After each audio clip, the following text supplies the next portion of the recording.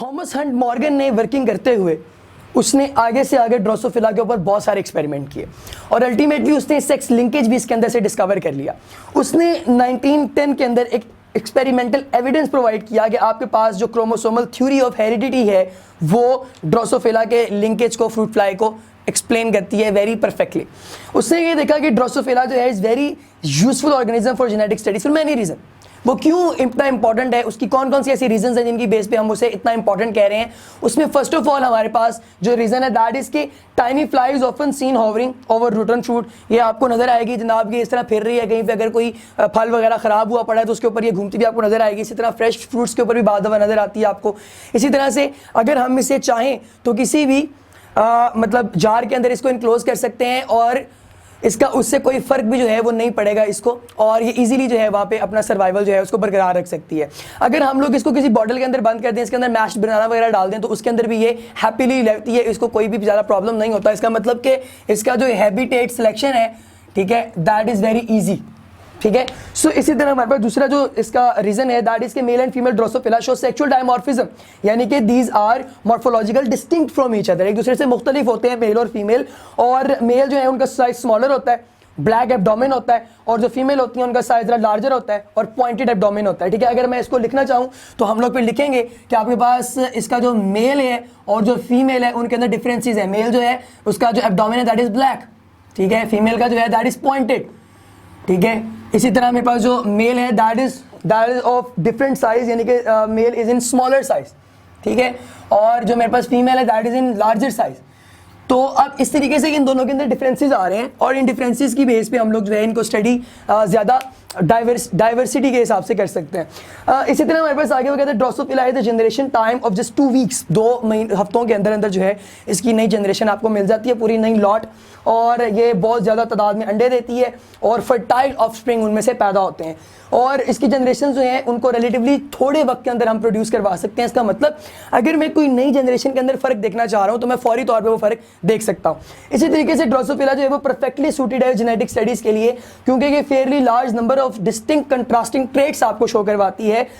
Morgan ने और उसके कोलीग्स ने देखा कि तकरीबन आपके पास जो है वो 85 ट्रेट्स जो हैं, 85 डिफरेंट ट्रेट्स, ठीक है, ये आपके पास जो है वो स्टडी किए गए ड्रोसोफिला के अंदर, ठीक है, और इस बेस पे ये बहुत ज़्यादा डाइवर्सिटी आपको शो करती है। इसी तरह से 85 ट्रेट्स की मदद से हम लोग इसकी मुख्तलिफ जो ट्रेट्स हैं, मुख्तलिफ जो करैक्टर्स हैं उनको स्टडी कर सकते हैं। मतलब कि जो डाइवर्सिटी है, वैरायटी है, वो बहुत ज़्यादा है as compare to other organisms.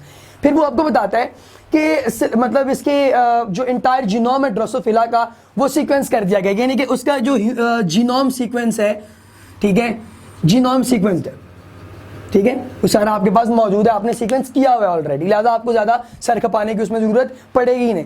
Morgan ने क्या देखा कि आपके पास 2 तरह के जो हैं वो आई कलर उसने नोट किए। एक उसने देखा वाइट टाइप के अंदर और एक उसने देखा जो आपके पास नॉर्मल म्यूटेंट फ्लाई है। एक का उसने रंग देखा आंखों का जो कि था आपके पास वाइट कलर देखा उसने, और एक उसने कलर देखा रेड। जो रेड कलर था उसको उसने कहा कि this is a wild type, और ये जो आपके पास व्हाइट कलर था ये उसने देखा कि ये म्यूटेंट टाइप। अब इसके बेस पे उसने बेसिकली कहा कि यार ये दोनों में फर्क नजर आ रहा है, तो हो सकता है कि जेनेटिकली इनके अंदर हमें कुछ नया देखने को मिले। सो अब उसने क्या किया, उसने इसके ऊपर स्टडी करना शुरू किया, इसके क्रॉसेस करवा के उसने देखा कि अगर मैं क्रॉस करवाऊँ इनके तो उससे हमें क्या जो है वो पॉजिटिव चीज़ें जो हैं वो अवेलेबल होंगी। अब देखिए हमारे पास मॉर्गन ने क्या किया, सबसे पहले इसने रेड आइड फीमेल का वाइट आइड मेल के साथ क्रॉस करवाया। क्रॉस करवाने से उसे क्या मिला, उसने जब इसकी प्रपोर्शन जो है वो क्रॉस करवाई तो उसने ये देखा, सबसे पहले तो मैं ये पता होना चाहिए कि कितने ऑर्गेनिजम्स उसने क्रॉस करवाया था। तो जो उसने फर्स्ट जनरेशन में जो क्रॉस करवाया उसमें 1237 ऑफस्प्रिंग जो हैं वो पैदा हुए, और उनके साथ साथ उसको जो आगे उसका रिजल्ट जो मिला था दैट वाज के 1011 जो हैं वो रेड आइड थे, मेल्स 782 जो थे वो वाइट आइड मेल्स थे। अब यानी कि रेड आइड मेल्स और वाइट आइड फीमेल्स, इसी तरह से 2459 उसको जो है वो जो स्पीसीज मिली थी वो सारी की सारी रेड आइड फीमेल थी, यानी कि वाइल्ड टाइप थी। सो अब देखें इसमें फ़र्क कहाँ पे आ रहा है कि म्यूटेंट और जो आपके पास नॉर्मल वाइल्ड ड्रोसोफिला है इन दोनों की अगली आने वाली जनरेशंस को आप प्रिडिक्ट नहीं कर पा रहे यहाँ पे, क्योंकि इसके अंदर जो आगे जनरेशन जो आ रही हैं उनके अंदर दोनों अलील्स का एक दूसरे से जो फर्क है वो वाज़ी आपको नजर आ रहा है कि दोनों का एक दूसरे से कोई ताल्लुक नहीं है। क्योंकि जरूरी नहीं है कि अगर उसका रंग आंखों का ये है तो आने वाली जनरेशन में फीमेल का ही रंग ही होगा, हो सकता है वो रंग मेल का हो आंखों का। सो यानी कि ट्रेड्स होंगे डिफरेंट है। सो इसी तरीके से हम आगे अगर चलें तो प्रपोर्शन आपको 3:1 मिल रही थी। फिनोटिपिक जो इंडिविजुअल थे उनमें रिसेसिव नंबर था, इंडिविजुअल का बहुत थोड़ा, और इसी तरह से पेक्युलरिटी नजर आ रही थी उसे उसके रिजल्ट्स के अंदर, जिसकी बेस पे उसने देखा कि ये चीज़ें काफ़ी डिफरेंट हैं जैसे कि उसने इमेजिन की थी। फिर उसने इसका अगेन यानी कि मॉर्गन ने ना एक थ्योरी प्रपोज की जिसमें उसने कहा कि आई कलर जो है वो रिलेटेड है सेक्स के साथ ऑफ स्प्रिंग के। तो gene of eye colour is located on X chromosome, the allele for eye colour are present only on X chromosome, there is no corresponding allele for the trait on Y chromosome. यानी कि अगर x chromosome के ऊपर कोई gene लगा हुआ है तो इसका मतलब कि वो आगे मेल फीमेल दोनों के अंदर पाया जाएगा। रीजन कि मेल और फीमेल दोनों के अंदर यार क्या है, दोनों के अंदर एक्स एक्स और एक्स वाई यानी कि एक्स दोनों के अंदर कॉमन है। तो अगर वो जीन इसके साथ जा रहा है तो मतलब कि वो आगे ट्रांसफर हो रहा है।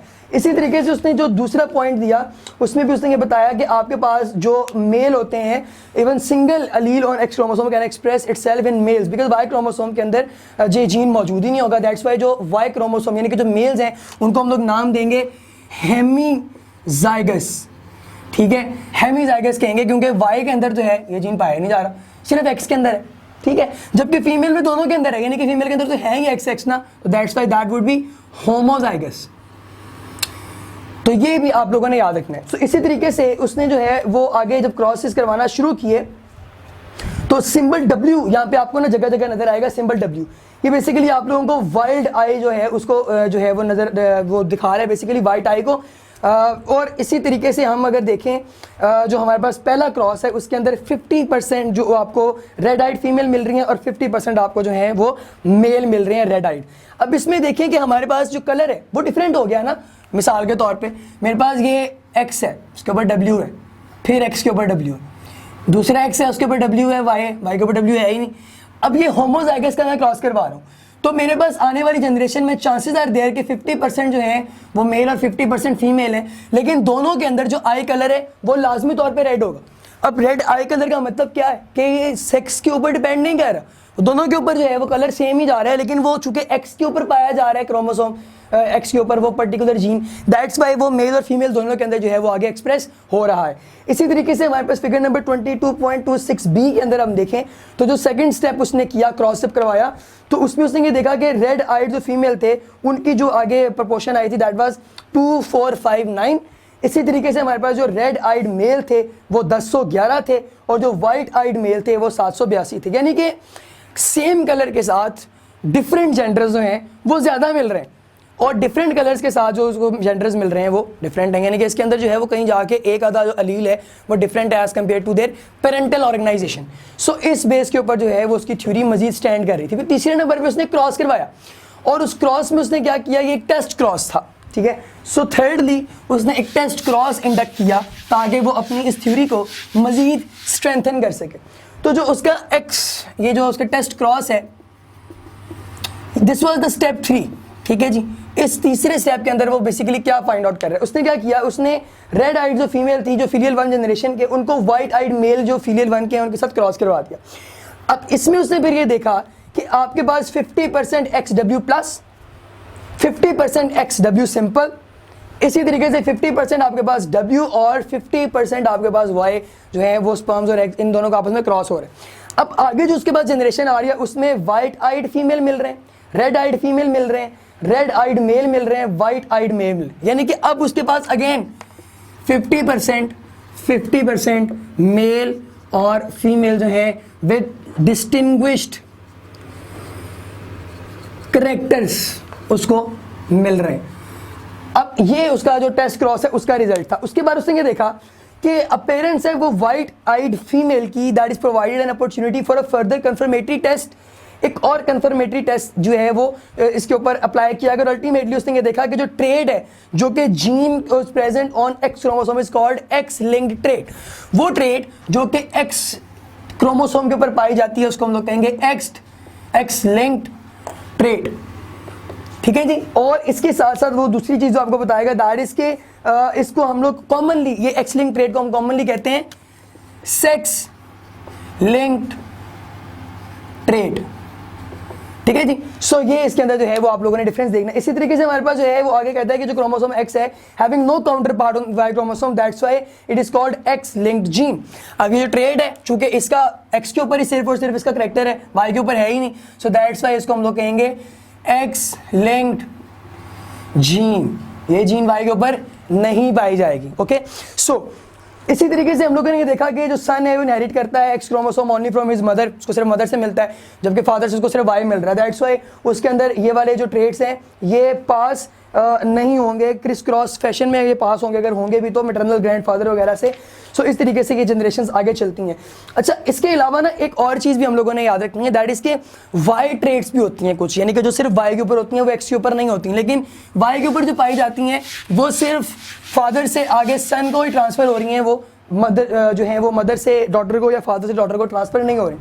इसमें क्या वो बता रहा है आपको कि कुछ जीन्स ऐसी होती हैं जो कि काउंटर पार्ट एक्स क्रोमोसोम का जो है वो लेके जाती हैं। Y chromosome is not completely inert, उसके ऊपर भी कुछ चीज़ें होती हैं जिनको हम लोग नाम देते हैं वाई लिंक्ड जीन्स का, और इन ट्रेट्स को हम लोग कहते हैं वाई लिंक्ड ट्रेट्स। तो वाई लिंक्ड जीन्स और वाई लिंक्ड ट्रेट्स जो हैं they are important as well.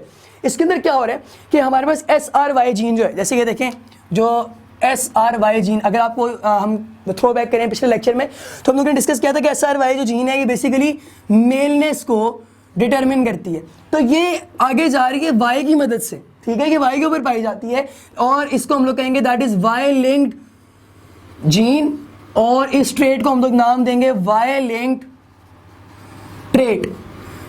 ठीक है जी। सो ये भी हम लोगों ने जो है वो याद रखना है कि ये वाई लिंक्ड जो है हमारे पास जो है वो 2-3 प्रोसीजर्स हैं।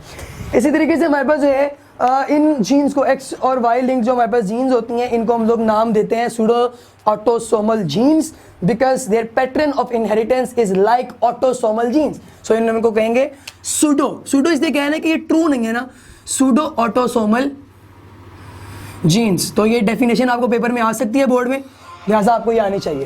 Thank you so much ladies and gentleman.